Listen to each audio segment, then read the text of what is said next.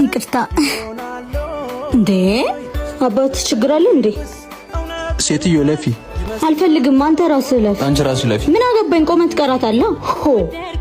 እኔም አልሄድም። ያሟል እንዴ? ሴትዮ ምን ላርግ ሰውየው? ለማንኛውም ከዚህ በኋላ አንቺን ማግኘት ስለማልፈልግ ስልክሽን እዚህ ጋር አስቀምጪልኝ። እኔም አንተ ማግኘት አልፈልግም።